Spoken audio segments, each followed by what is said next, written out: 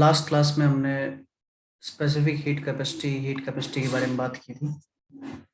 तो उसी के ऊपर कुछ न्यूमेरिकल करके देख लेते हैं। ऐसे क्वेश्चन जो है एनटीएससी के अंदर पहले आ चुके हैं। ठीक है। हाँ बेटा, पॉसिबिलिटी है स्कूल ओपन होने की। बाकी देखते हैं। ठीक है। देखिए, क्वेश्चन लिखिए सबसे पहले, फिर इसको करने का तरीका देखते हैं। क्वेश्चन आपके पास, you are given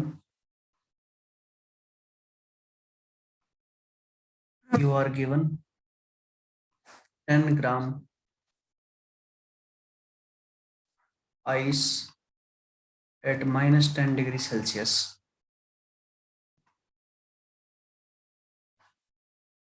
on heating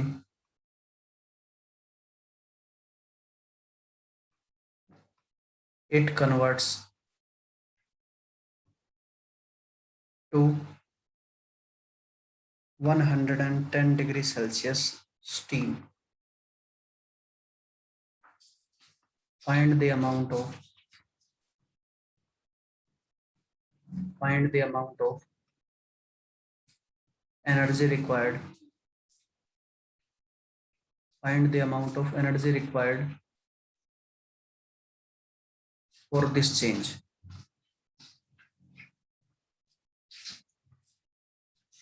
अब देखिए, ये एक सैंपल क्वेश्चन है। ठीक है।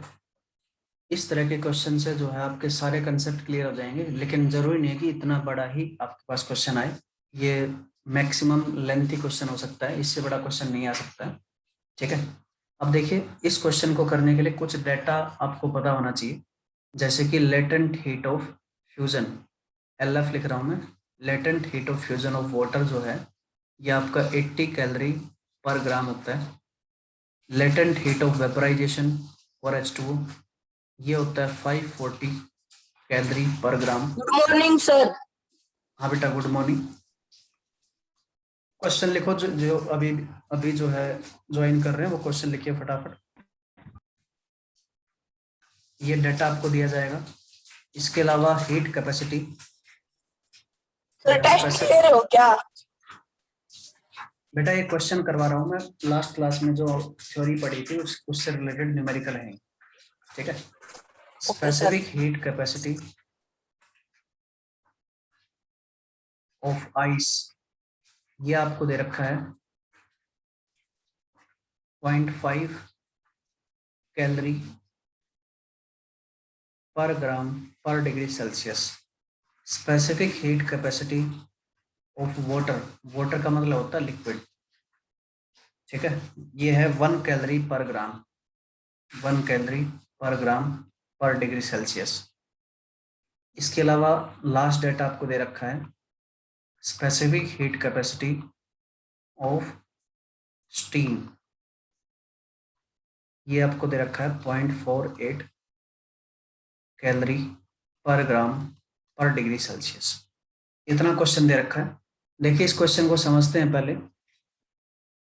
हाँ बेटा, क्वेश्चन आंसर ग्रुप में भेजेंगे और कोशिश करो कि अभी लिख लो कॉपी के अंदर, वो अच्छा रहेगा आपके लिए। तो देखिए, इस क्वेश्चन के अंदर क्या दिया हुआ है वो समझते हैं थोड़ा सा। ये थोड़ा सा लेंथी क्वेश्चन लग रहा है आपको, लेकिन इतना बड़ा है नहीं। ठीक है। तो चलिए देखते हैं। इसके क्वेश्चन के अंदर जो है आपको एक सिचुएशन दे रखी है जिसके अंदर आइस है आपके पास 10 ग्राम और उसका टेम्परेचर है -10 डिग्री सेल्सियस। उसको आपने गर्म करना स्टार्ट किया। ठीक है। गर्म करके इस पूरे सैंपल को आपने जो है 110 डिग्री सेल्सियस स्टीम तक पहुंचा दिया। ठीक है। यानी कि गर्म करते गए और इसका टेम्परेचर जो है ये पूरा का पूरा गैस में कन्वर्ट हो गया, और इसका टेम्परेचर कितना हो गया 110 डिग्री सेल्सियस, इतना टेम्परेचर हो गया। अब क्वेश्चन ये है कि ये हीटिंग करने में आपको कितनी अमाउंट ऑफ एनर्जी यहाँ पे रिक्वायर्ड होगी, ये आपने निकालना है। ठीक है बेटा। इसके लिए ये आपको डाटा दे रखा है, ये डाटा पता होना चाहिए, इनके बिना आप जो है क्वेश्चन नहीं कर पाओगे। ठीक है बेटा। अब देखिए, इस तरह के क्वेश्चन को कैसे करते हैं। तो देखिए, डायरेक्टली आप जो है 10 ग्राम आइस से 10 ग्राम जो है स्टीम नहीं बना सकते हो। ठीक है। इसका एक प्रॉपर प्रोसेस है। आपको पता है, किसी सॉलिड को आप हीट करोगे तो तब तक उसका टेम्परेचर बढ़ेगा जब तक उसका जो है मेल्टिंग पॉइंट नहीं आ जाता है। ठीक है, अगर आप जो है 10 ग्राम वाटर को यानी कि सॉलिड की फॉर्म में लेते हैं, ठीक है, -10 डिग्री सेल्सियस पे, अगर इसको आप हीट करते हैं, ठीक है, हीट को मैं यहाँ पे Q1 लिख रहा हूँ, ठीक है, ये अमाउंट ऑफ हीट Q1 आपने लगाई। तो सबसे पहले देखिए ये 10 ग्राम H2O सॉलिड 0 डिग्री सेल्सियस के ऊपर पहुंचेगा। ठीक है, यहाँ पे देखिए टेम्परेचर का चेंजमेंट आ रहा है, -10 डिग्री सेल्सियस से 0 डिग्री सेल्सियस तक पहुंच गया हीट करने पर। जब तक ये टेम्परेचर 0 डिग्री सेल्सियस तक नहीं पहुंच जाता तब तक इसकी स्टेट नहीं बदलेगी। ठीक है, ये बात आपको पहले भी पता होगी। अब देखिए जब ये 0 डिग्री सेल्सियस पे पहुंच जाएगा तब अगर इसको हीट करते हो, मान लेते हैं यहाँ पे Q2 हीट रिक्वायर्ड होगी, तो देखिए आपको पता है अब ये मेल्टिंग पॉइंट आ चुका है वाटर का। अगर आप इसको फर्दर हीट करते हैं तो ये 10 ग्राम लिक्विड के अंदर कन्वर्ट हो सकता है। ठीक है, और टेम्परेचर कांस्टेंट रहेगा, क्यों? क्योंकि ये मेल्टिंग पॉइंट के ऊपर हो रहा है। ठीक है बेटा, अब देखिए उसके बाद अगर इसको आप हीट करते हैं आगे, मान लेते हैं यहाँ पे Q3 amount of heat required होगी, तो देखिए 0 डिग्री सेल्सियस से अब इसका टेम्परेचर बढ़ना स्टार्ट होगा। ये 10 ग्राम H2O लिक्विड में ही रहेगा, ठीक है, लिक्विड स्टेट में ही रहेगा, और ये अपना टेम्परेचर इंक्रीज करेगा 100 डिग्री सेल्सियस तक। ठीक है, यहाँ पे टेम्परेचर का इंक्रीज होगा। इसको हमने एक ग्राफ के थ्रू भी पढ़ा था, तो उस ग्राफ को देख लेना एक बार। अब देखिए इसके बाद इस लिक्विड को जब ये इसके बॉइलिंग पॉइंट के ऊपर पहुंच चुका है, अगर इसको आप हीट करते हैं, मान लेते हैं यहाँ पे हीट आपकी Q4 रिक्वायर्ड होगी। ठीक है, अगर आप इसको हीट करते हो तो ये जो है 10 ग्राम H2O गैस के अंदर कन्वर्ट होगा। ठीक है, और टेम्परेचर कितना रहेगा? तो टेम्परेचर कांस्टेंट रहेगा 100 डिग्री सेल्सियस। ठीक है बेटा, अब देखिए फाइनली आपको कहाँ तक पहुंचाना है। आपका क्वेश्चन था कि आपको पहुंचाना 110 डिग्री सेल्सियस स्टीम के ऊपर, यानी कि गैस के ऊपर। हाँ बेटा, गुड मॉर्निंग। तो देखिए अगर इसको आप फर्दर हीट करते हैं, मान लेते हैं यहाँ पे Q5 amount of heat required होगी। ठीक है, तो ये कन्वर्ट हो जाएगा आपका 10 ग्राम H2O गैस। अब देखिए स्टेट तो चेंज होगी नहीं, गैस ही रहेगा, और इसका टेम्परेचर आपने बढ़ा दिया 110 डिग्री सेल्सियस। ठीक है, तो कुल मिला के ये आपको जो है ये कन्वर्जन करना था। 10 ग्राम H2O सॉलिड था आपके पास -10 डिग्री सेल्सियस के ऊपर, इसको आपने कन्वर्ट करना था 10 ग्राम H2O गैस के अंदर, जो कि 110 डिग्री सेल्सियस टेम्परेचर के ऊपर है। ठीक है, अब देखिए ये कन्वर्जन करने के लिए आपको ये सारे के सारे स्टेप पता होने चाहिए। ठीक है, डायरेक्टली आप जो है डायरेक्टली इसकी वैल्यू आप नहीं निकाल सकते हो कि कितनी हीट रिक्वायर्ड होगी, लेकिन देखिए अगर इनको सबको ऐड कर देते हो, ठीक है, Q1 Q2 Q3 and Q4 Q5, ये 5 हीट आपकी, अगर इन सबको ऐड कर देते हो तो ये इसके बराबर होगा, इस Q के बराबर होगा। ठीक है, तो Q will be equal to Q1 plus Q2 plus Q3 plus Q4 plus Q5। ठीक है, ये बराबर होने वाले हैं क्योंकि सेम अमाउंट ऑफ एनर्जी यहाँ पे लगने वाली है। अब देखिए पहला जो चेंज है उसके अंदर टेम्परेचर इंक्रीज हो रहा है। जहां पे टेम्परेचर इंक्रीज होता है वहां पे स्पेसिफिक हीट कैपेसिटी का फॉर्मूला लगाते हैं। ठीक है, तो यहाँ पे देखिए Q1 जो है आप इसको लिख सकते हैं CM डेल्टा T। जहां पे टेम्परेचर का चेंज हो रहा है वहां पे स्पेसिफिक हीट कैपेसिटी का फॉर्मूला आप लगा सकते हो। ठीक है, तो देखिए Q1 equal to CM delta T। C क्या है? C है आपकी हीट कैपेसिटी ऑफ आइस। ठीक है, यहाँ पे आइस का आप टेम्परेचर बढ़ा रहे हो। अब देखिए हीट कैपेसिटी ऑफ आइस आपको दे रखी है, हीट कैपेसिटी ऑफ आइस कितनी है? 0.5 केल्विन पर ग्राम पर डिग्री सेल्सियस। तो इसकी वैल्यू आप निकाल सकते हो। सी की वैल्यू कितनी है? 0.5। मास कितना है? मास आपके पास 10 ग्राम है, मल्टीप्लाई बाई टेम्परेचर का चेंज कितना है? तो देखिए ये 10 डिग्री सेल्सियस था, ये 0 डिग्री सेल्सियस था, तो चेंज कितना का हुआ? चेंज 10 का हुआ।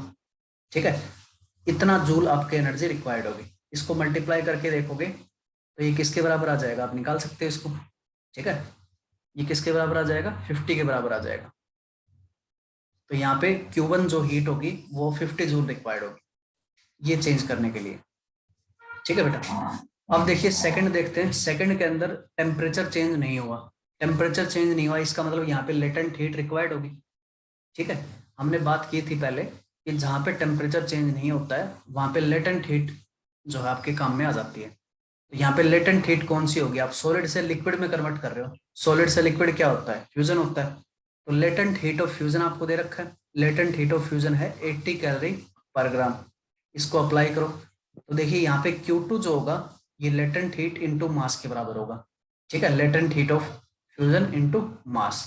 तो Q2 किसके बराबर हो जाएगा, latent heat of fusion 80 calorie, sorry ये जूल के अंदर नहीं था, इसकी यूनिट जो है कैलोरी के अंदर है, ये ध्यान रखना, कैलोरी के अंदर आंसर आएगा। अब देखिए 80 कैलोरी मल्टीप्लाई बाई मास कितना है, तो मास 10 ग्राम है, मल्टीप्लाई बाई 10 कर देंगे, इतना कैलोरी आपके पास इसका आंसर आ जाएगा, ठीक है। तो टोटल कितना हो जाएगा 800 कैलोरी, ठीक है बेटा। अब देखिए ये 2 स्टेप हमने कर लिए, इसी तरह से तीसरा स्टेप करेंगे। तीसरे स्टेप में देखो टेम्परेचर का चेंज हो रहा है, जहां पे टेम्परेचर का चेंज हो रहा है वहां पे लगाओ फॉर्मूला CM डेल्टा टी वाला, ठीक है। तो Q3 किसके बराबर हो जाएगा, CM डेल्टा टी के बराबर। अब यहाँ पे C किसका होगा, तो देखिए आप लिक्विड का टेम्परेचर चेंज कर रहे हैं, ठीक है। तो यहाँ पे हीट कैपेसिटी ऑफ लिक्विड होगी, लिक्विड की हीट कैपेसिटी आपको दे रखी है, लिक्विड की हीट कैपेसिटी आपको दे रखी है 1 कैलोरी पर ग्राम पर डिग्री सेल्सियस। इसको अप्लाई करो तो C की वैल्यू 1 है, मास की वैल्यू 10 है, और डेल्टा टी टेम्परेचर का चेंज कितना है 100 है, ठीक है। तो टोटल कितना आ जाएगा 1000 कैलोरी, यानी कि Q3 आपकी कितनी आ गई 1000 कैलोरी आ गई। उसके बाद देखिए फोर्थ चेंज में टेम्परेचर चेंज नहीं हो रहा है, इसका मतलब लेटेंट हीट वाला कंसेप्ट अप्लाई करेंगे। तो Q4 जो होगा latent heat of vaporisation multiply by mass होगा, ठीक है। ये फॉर्मूले आपने याद रखने। अब देखिए लेटेंट हीट ऑफ वेपराइजेशन आपको दे रखा है 540 मल्टीप्लाई बाई मास कितना 10 है, तो इसकी वैल्यू कितनी आ जाएगी 5400 कैलोरी, इतनी एनर्जी यहाँ पे रिक्वायर्ड होगी फोर्थ चेंज को करने के लिए। उसके बाद नेक्स्ट में आप देख सकते हैं टेम्परेचर चेंज हो रहा है, टेम्परेचर चेंज हो रहा है, टेम्परेचर चेंज में कौन सा फॉर्मूला लगाते हैं, मैंने आपको बताया था Q5 equal to CM delta T. C कौन सी है, तो गैस वाली है C, CM डेल्टा टी, ठीक है। C की वैल्यू दे रखी है, C की वैल्यू कितनी है, C की वैल्यू आपको दे रखी है स्टीम की 0.48, ठीक है। तो 0.48 मल्टीप्लाई बाय एम मास कितना है 10 ग्राम है, डेल्टा टी कितना है तो 10 ही है, ठीक है। इसको मल्टीप्लाई करेंगे ये आ जाएगा आपके पास 48 कैलोरी, ठीक है। अब देखिए ये पांचों की वैल्यू आप निकाल चुके हो, अब क्या करना आपने, अब इन पांचों को आपने ऐड करना है, ठीक है। तो Q1 हो गया 50 कैलोरी, Q2 हो गया आपके पास 800 कैलोरी, Q3 हो गया आपके पास 1000 कैलोरी, Q4 हो गया आपके पास 5400 कैलोरी, और Q5 हो गया आपके पास 48 कैलोरी। इन सब को ऐड करोगे तो आपको मिल जाएगा total amount of heat required, ठीक है बेटा। तो ये सबसे बड़ा क्वेश्चन हो सकता है इसमें आपको जो है कुछ फ्रेगमेंट में पूछ ले, इसके कुछ पोर्शन आपसे पूछ ले, ठीक है। इसमें बताओ कोई भी दिक्कत हो, कोई भी बात समझ में नहीं आई हो तो आप पूछ सकते हो अभी।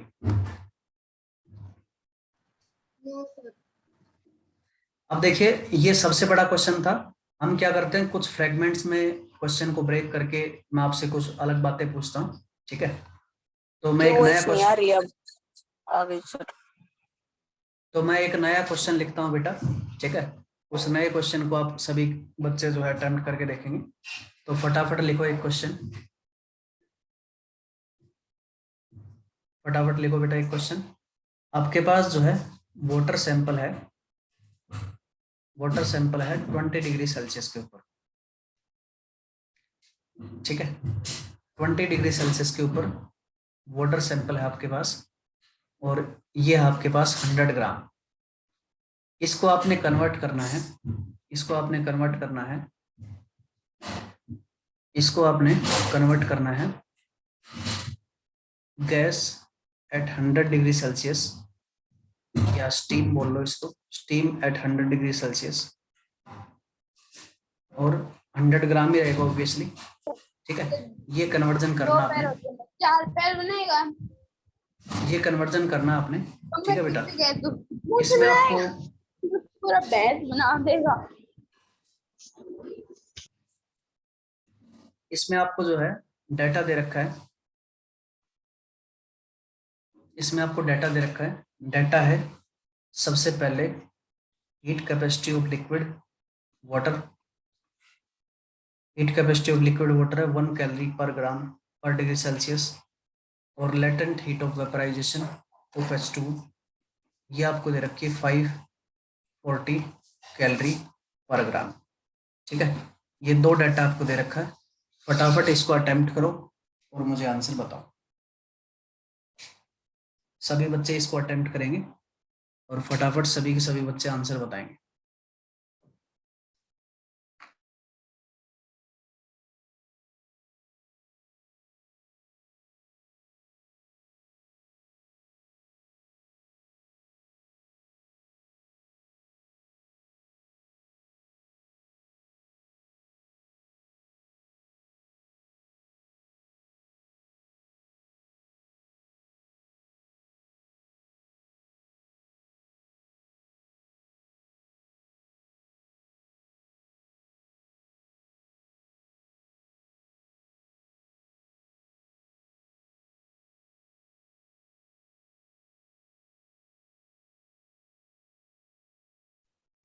सर आपका माइक ऑफ है सर, आवाज नहीं आ रही।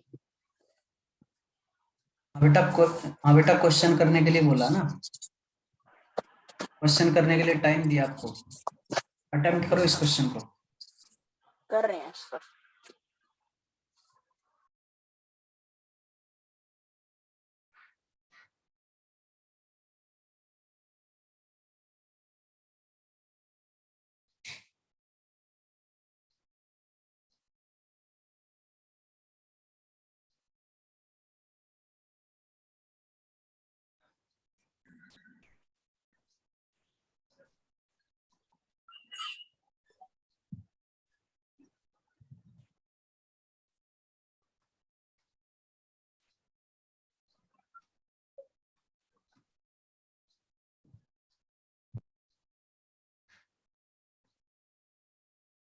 एक बच्चे का आंसर आ चुका है बेटा 12,400 कैलोरी।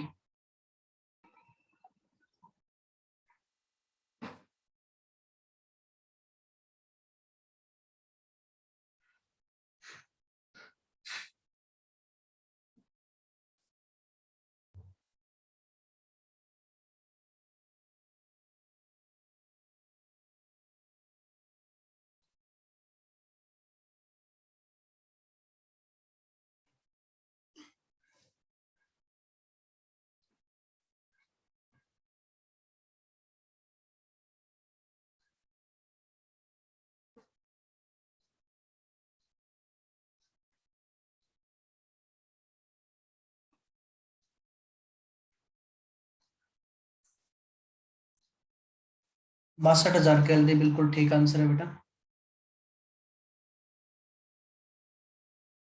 62,000 बिल्कुल ठीक है बेटा। बाकी जो जिनका कम आ रहा है वो एक बार चेक करो, कहीं कुछ गड़बड़ की है बेटा आपने। 62,000 कैलोरी इसका आंसर होगा। जिनका 1220, 12,400 ये सभी आंसर आ रहे हैं। 7 टू, हाँ तो ये गलत है बेटा। देखिए कैसे करना है, एक बार मैं बता देता हूँ आपको। देखिए डायरेक्टली ये कन्वर्जन आप नहीं कर सकते हो, ठीक है, क्योंकि देखो वाटर लिक्विड होता है और स्टीम गैस होती है, तो डायरेक्टली कोई फॉर्मूला है नहीं इसका जिससे आप जो है डायरेक्ट हीट निकाल पाओ। तो पहले क्या करना पड़ेगा आपको, H2O लिक्विड जो आपका 20 डिग्री सेल्सियस पे है 100 ग्राम, इसको आपने पहले कन्वर्ट करना पड़ेगा H2O लिक्विड 100 डिग्री सेल्सियस। ठीक है, पहले उसको 100 डिग्री सेल्सियस पे लेके जाओ, बॉइलिंग पॉइंट पे लेके जाओ। उसके बाद ये बॉयल करेगा। ठीक है, मान लेते हैं यहाँ पे Q1 हीट रिक्वायर्ड थी, यहाँ पे Q2 हीट रिक्वायर्ड होगी। फर्दर इसको आप हीट करोगे तो ये H2 गैस के अंदर कन्वर्ट होगा 100 डिग्री सेल्सियस के ऊपर, 100 ग्राम है ही। ठीक है, तो इन दोनों का सम जो है ये आपका आंसर होने वाला है। तो Q क्या होगा, Q1 प्लस Q2 के बराबर होगा। इसकी वैल्यू आपने निकाल ली। अब देखिए Q1 के लिए अगर देखोगे तो Q1 में यहाँ पे स्टेट चेंज नहीं हो रही है, स्टेट सेम है, टेम्परेचर चेंज हो रहा है। ठीक है, जहाँ पे टेम्परेचर चेंज होता है वहां पे आप कौन सा फॉर्मूला इस्तेमाल करते हैं, तो Q1 will be equal to CL m delta T, ये फॉर्मूला अप्लाई करेंगे। ठीक है, ये फॉर्मूला अप्लाई किया आपने, अब यहाँ पे Cl की वैल्यू दे रखी है, heat capacity of liquid 1 calorie पर ग्राम, 1 मल्टीप्लाई बाय मास कितना 100 gram multiply by delta T change in temperature, तो चेंज आप देख सकते हो 80 का होगा, ठीक है, 80 डिग्री सेल्सियस का चेंज होगा यहाँ पे 80, इतना कैलोरी आपका आंसर आ जाएगा। तो ये 8000 कैलोरी होगा बेटा, ठीक है। इसी तरह से Q2 निकाल सकते हो।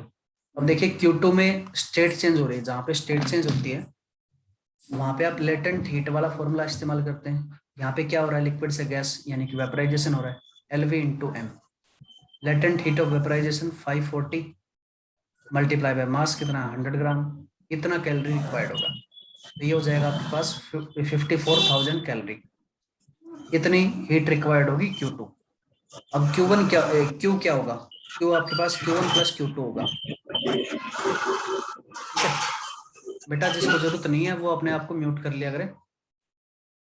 Q1 आपके पास 8000 था और Q2 आपके पास 54,000 था, इन दोनों को ऐड करोगे तो 62,000 इसका आंसर आ जाएगा, ठीक है।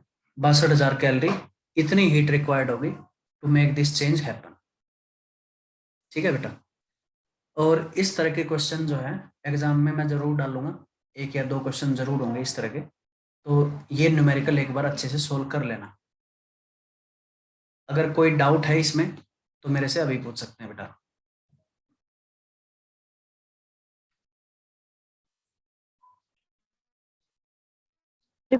नो डाउट सर, कोई डाउट को ना। ठीक है बेटा, आगे बढ़ते हैं। दोबारा बताएं,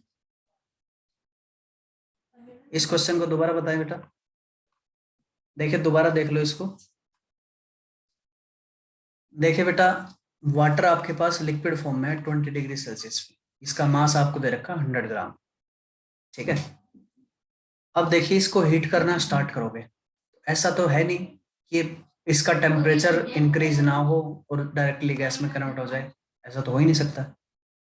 जब आप लिक्विड वाटर को गर्म करोगे तो पहले उसका टेम्परेचर बढ़ेगा, टेम्परेचर बढ़ता जाएगा बढ़ता जाएगा, कब तक बढ़ेगा 100 डिग्री सेल्सियस तक बढ़ेगा, ठीक है।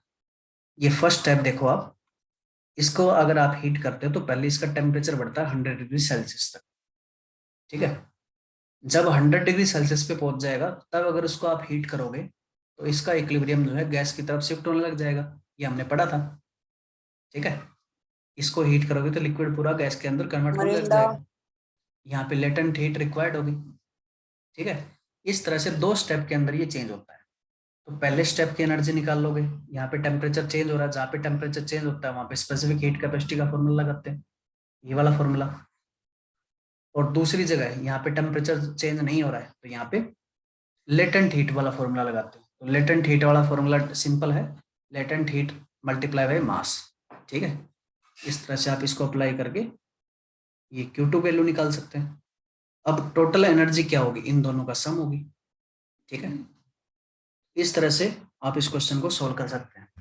अब एक दो क्वेश्चन जो है आप और लिख लो ताकि आप जो है प्रैक्टिस कर पाओ, एक आध क्वेश्चन और कर लेते हैं, ठीक है, आपको और चीजें क्लियर हो जाएंगी। एक और क्वेश्चन लिख लो, एक और क्वेश्चन लिखो बेटा।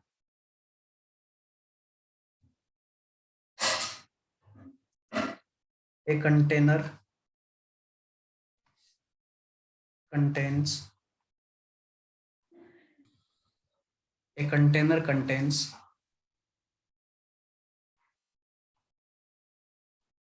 1 liter of water at 25 degrees Celsius. How much of energy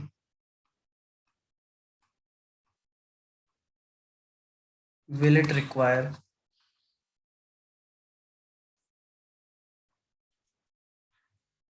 to start boiling?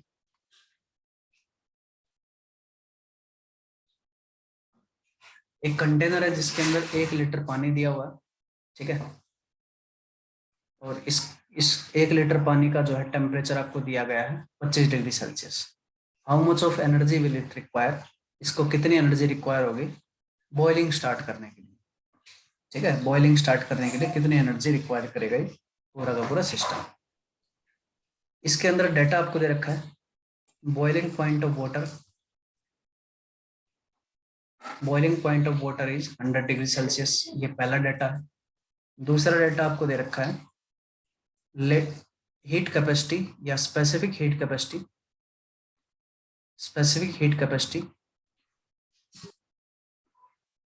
Of water is 1 calorie पर ग्राम पर डिग्री सेल्सियस। 1 कैलोरी पर ग्राम पर डिग्री सेल्सियस, ये दो डाटा आपको दे रखे। ठीक है, अब ये जो है थोड़ा सा इसके अंदर इसकी इसकी स्टेटमेंट के अंदर थोड़ा सा ट्विस्ट दे दिया है। ठीक है, तो इसको किस तरह से अटेम्प्ट करेंगे मैं आपको बताऊंगा, पहले एक बार खुद अटेम्प्ट करके देखो। ठीक है, और हाँ, ये एक डाटा और लिख लेना कि डेंसिटी ऑफ वाटर जो है, डेंसिटी ऑफ वाटर ये होती है 1 ग्राम पर ml। ठीक है, तो इससे आप मास भी निकाल सकते हैं, 1 लीटर वाटर के अंदर मास कितना होगा। तो ये डाटा दे रखा है, इसको करके देखो फिर मैं बताता हूँ। इसको अटेम्प्ट करो बेटा सभी, फिर मैं आपको बताऊंगा।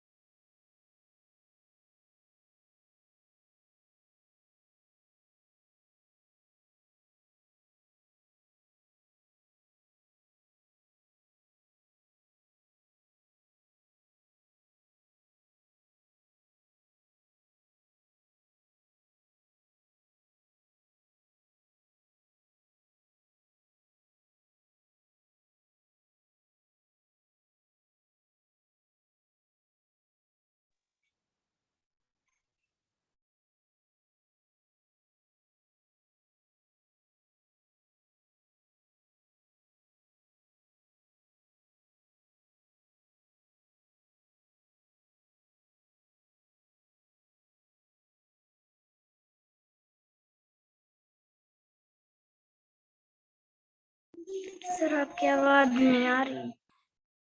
बेटा मैंने म्यूट कर रखा है, आपको टाइम दे। कर रखा है सर ने क्वेश्चन। बेटा क्वेश्चन करो सभी, आंसर आने शुरू हो चुके हैं। पहला आंसर आया है 68,250 कैलोरी। दूसरा आंसर आया है 75,000 कैलोरी। दो आंसर आए हैं बेटा अभी तक, इनमें से एक ठीक है।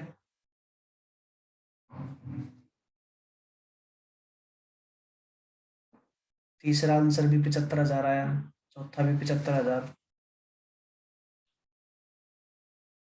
68,700।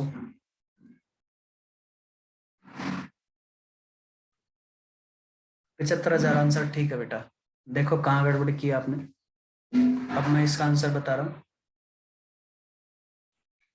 देखिए आपके पास जो है H2O लिक्विड है। ठीक है, वाटर का मतलब क्या होता है, लिक्विड होता है। अगर सॉलिड के बारे में बात करें तो आइस बोलते हैं। ठीक है, गैस के बारे में बात करते हैं तो स्टीम बोलते हैं। तो देखिए ये 1 लीटर है, तो सबसे पहले तो क्या करना था आपको, डेंसिटी से इसका मास निकालना था। ठीक है, 1 ग्राम के अंदर जो है, या ऐसा बोल सकते हैं कि 1 ml के अंदर 1 ग्राम आता है। तो 1 लीटर में कितने ml होते हैं, 1 लीटर में 1000 ml होते हैं। 1000 ml में कितने ग्राम आएगा, 1000 ग्राम आएगा। तो यहाँ पे आपके पास जो है 1000 ग्राम ऑफ H2O लिक्विड है। ठीक है, टेम्परेचर इसका दे रखा है 25 डिग्री सेल्सियस। इसको आपने कन्वर्ट करना है किस में, देखिए इसको आपने कन्वर्ट करना है गैस के अंदर, सॉरी, इसको आपने आपने जो है ऐसे टेम्परेचर के ऊपर लेके जाना जहाँ पे बॉइलिंग स्टार्ट हो जाती है। तो आपको पता होना चाहिए यहाँ पे कि थोड़ा जल्दी बॉइलिंग जो बताओ, है, 5 ही मिनट बचे हुए हैं। क्या बोल रहे हो बेटा। सर थोड़ा जल्दी करवा लो, 5 ही मिनट बची हुई है क्लास की। अरे बेटा मुझे पता है कितने टाइम में होगा ये पूरा, तो आराम से सुनते जाया करो बस। ठीक है, ठीक है। हाँ देखिए H2O लिक्विड है आपके पास 25 डिग्री सेल्सियस के ऊपर 1000 ग्राम है। ठीक है, तो आपने क्या करना, स्टार्ट बॉइलिंग करनी है, आपने बॉइलिंग स्टार्ट करनी है बस। अब देखिए बॉइलिंग स्टार्ट कब होती है, आपको पता होना चाहिए, बॉइलिंग स्टार्ट होती है बॉइलिंग पॉइंट के ऊपर। यानी कि अगर आपको, आप जो है वाटर को इसके बॉइलिंग पॉइंट के ऊपर लेके चले जाते हो तो आपका काम बन जाएगा। ठीक है, बॉइलिंग पॉइंट आपको दे रखा है वाटर का कितना 100 डिग्री सेल्सियस। तो अगर इसको 100 डिग्री सेल्सियस पे लेके चले जाते हो तो यहाँ पे बॉइलिंग स्टार्ट हो जाती है। ठीक है, बॉइलिंग स्टार्ट होगी, इसका मतलब केवल ये एक ही चेंज हो रहा है, इस चेंज के करस्पॉन्डिंग आपको जो है एनर्जी निकालनी क्यों। अब यहाँ पे देखिए टेम्परेचर का चेंज हो रहा है और स्टेट का चेंज नहीं हो रहा है। टेम्परेचर के चेंज के लिए क्या इस्तेमाल करते हैं, Cl। ठीक है, heat capacity of liquid into m into delta T. ये फॉर्मूला इस्तेमाल करना आपने डायरेक्टली। ये फॉर्मूला इस्तेमाल करोगे तो Cl आपको दे रखा है 1 कैलोरी पर ग्राम पर degree Celsius, multiply by mass कितना दे रखा है, मास आपको 1000 ग्राम दे रखा है, मल्टीप्लाई बाय डेल्टा टी कितना है, तो डेल्टा टी आपको यहाँ से मिल जाएगा 75 डिग्री सेल्सियस। ठीक है, 25 से कहाँ पे जा रहा है, 100 में जा रहा है, तो 75 से मल्टीप्लाई करो, ये कैलोरी में आपका आंसर होगा। इसको आप निकाल सकते हो, 75,000 कैलोरी इसका आंसर आएगा। ठीक है, तो ये सिंगल प्रोसेस था, बस स्टेटमेंट में थोड़ा सा घुमा दिया है। ठीक है, बाकी बहुत आसान क्वेश्चन था। अगर किसी को अभी भी डाउट रहता है इसके अंदर तो पूछ सकते हो, इस तरह के क्वेश्चन आ सकते हैं बेटा। ठीक है, एक बार फिर से बताता हूं मैं। देखिए, आपके पास एक कंटेनर है जिसके अंदर 1 लीटर पानी है। ठीक है, 25 डिग्री सेल्सियस पे। आपको कितनी एनर्जी रिक्वायर्ड होगी इसको बॉइलिंग स्टार्ट करवाने में। ठीक है, तो बॉइलिंग स्टार्ट कब होगी, बॉइलिंग स्टार्ट होगी आपकी बॉइलिंग पॉइंट के ऊपर। अगर इस पानी को आप अगर बॉइलिंग पॉइंट के ऊपर लेके जाते हो, बॉइलिंग पॉइंट कितना 100 डिग्री सेल्सियस, अगर ये चेंज कर देते हो तो आपका काम बन जाएगा। ठीक है, अब देखिए इसमें आपको 1 लीटर पानी दे रखा है, लीटर को आप ग्राम में कन्वर्ट कर लोगे, कैसे कन्वर्ट करोगे, डेंसिटी से, डेंसिटी आपको दे रखी है। ठीक है, डेंसिटी से आप मास निकाल लोगे, 1 ml में 1 ग्राम आता है, डेंसिटी का मतलब यही होता है। और 1000 ml के अंदर कितना आएगा, तो 1000 ग्राम आएगा, निकाल सकते हो आप, 1000 ग्राम मास आपके पास। अब देखिए टेम्परेचर चेंज हो रहा है, टेम्परेचर चेंज के लिए फॉर्मूला इस्तेमाल करते हैं, Q equal to C M delta T. C आपको दे रखा है specific heat capacity of water, M आपने निकाल लिया 1000 ग्राम, डेल्टा टी चेंज आप देख सकते हो 25 और 100, इनके बीच का डिफरेंस कितना 75 डिग्री सेल्सियस। ठीक है, ये आ गया आपके पास, इनको सोल्व करो और 75,000 इसका आंसर होगा। तो इस तरह से आपने अटेम्प्ट करना है। ठीक है, अब देखिए मैं कुछ यहाँ पे क्वेश्चन लिख रहा हूँ, इनको आप जो है खुद अटेम्प्ट करके देखना। ठीक है बेटा, आपके पास एक सिस्टम दिया हुआ है, सिस्टम इज गिवन, सिस्टम आपके पास दिया हुआ है, क्या सिस्टम है, H2O गैस आपको दी गई है। ठीक है, H2O gas at 120 degree Celsius, और H2O गैस जो है ये आपके पास दे रखी है 20 ग्राम। ठीक है, ये सिस्टम आपके पास है, इसको आपने कन्वर्ट कर दिया, इसको आपने कन्वर्ट कर दिया H2O लिक्विड 20 डिग्री सेल्सियस 20 ग्राम के अंदर। ठीक है, ये आपने चेंज किया। अब देखिए यहाँ पे चेंज उल्टा है, आप गैस को लिक्विड में कन्वर्ट कर रहे हो, तो लिक्विड को गैस में कन्वर्ट करने के लिए आपको हीट देनी पड़ती थी, और यहाँ पे आपको हीट लेनी पड़ेगी। ठीक है, ये ध्यान रखना, यहाँ पे आपको हीट जो है कंज्यूम करनी पड़ेगी, खींचनी पड़ेगी। तो यहाँ पे आपको यही निकालना है। क्वेश्चन आपके पास, calculate the amount of heat released in this process. इस प्रोसेस में कितनी एनर्जी रिलीज होगी ये आपने निकालना है। ठीक है, इसके अंदर डाटा दे रखा आपको, डाटा दे रखा सबसे पहला डाटा आपके पास latent heat of vaporization, latent heat of vaporisation of water 540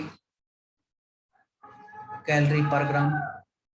इसके अलावा आपको दे रखा है heat capacity of steam, heat capacity of steam ये आपको दे रखा है 0.48 कैलोरी पर ग्राम पर डिग्री सेल्सियस। और तीसरी चीज आपको दे रखी है heat capacity of liquid water 1 calorie पर ग्राम पर डिग्री सेल्सियस। ये आपको 3 चीजें दे रखी है, ठीक है, और इसको करके देखना, ठीक है बेटा। अब देखिए इसको करने का तरीका मैं एक रफ आइडिया आपको दे देता हूँ। अब देखिए अगर इसको आप उल्टा करना चाहते हैं, H2O लिक्विड 20 डिग्री सेल्सियस 20 ग्राम को अगर H2O गैस 120 डिग्री सेल्सियस 20 ग्राम में कन्वर्ट करना चाहते हैं तो आपको हीट रिक्वायर्ड होती, ठीक है ना, आपको हीट जो है यहाँ पे डालनी पड़ती, लगानी पड़ती। अब देखिए ये प्रोसेस जस्ट इसका उल्टा है। तो देखिए जब आप इस तरह के प्रोसेस करते हैं तो इनके अंदर हमेशा एक लॉ यहाँ पे इस्तेमाल होता है, ठीक है, उस लॉ को हम बोलते हैं लवॉइजर लेप्लेस लॉ, लवॉइजर लेप्लेस लॉ, ठीक है। ये लॉ बोलता है कि अगर आप किसी चीज को उल्टा करते हो तो उसके अंदर जितनी एनर्जी रिक्वायर्ड थी अगर उसका उल्टा करोगे तो उतनी एनर्जी यहाँ पे रिलीज हो जाएगी, ठीक है। अगर मैं इसको Q1 मानता हूँ, इसको Q2 मानता हूँ, तो Q1 और Q2 जो है यहाँ पे दोनों बराबर होंगे। यानी कि अगर इसको उल्टा करके आप टोटल एनर्जी रिक्वायर्ड निकाल लेते हो, ठीक है ना, उतनी ही एनर्जी यहाँ पे रिलीज होने वाली है। तो कुल मिला के उतना ही काम करना जितना आपने पहले किया था, ठीक है। जस्ट ये स्टेटमेंट चेंज हो गई है, स्टेटमेंट चेंज होने की वजह से कोई फर्क नहीं पड़ेगा आपके ऊपर, ठीक है। इसको करके देखना, नेक्स्ट क्लास में इसको डिस्कस करेंगे और बहुत सारे ऑब्जेक्टिव टाइप क्वेश्चन करेंगे जो कि आपके एग्जाम में आने वाले हैं, ठीक है बेटा। थ्योरी पार्ट लगभग खत्म हो चुका है, ठीक है, कुछ एक्स्ट्रा बातें बचती हैं वो हम कर लेंगे बाद में। कल कल जो है हम रिवीजन स्टार्ट कर देंगे, ठीक है। मोस्टली चीजें रिवाइज करके आप जो है एग्जाम में बैठना, ठीक है बेटा। तैयारी करते हैं ना साथ के साथ। आज के लिए इतना ही, थैंक यू ऑल।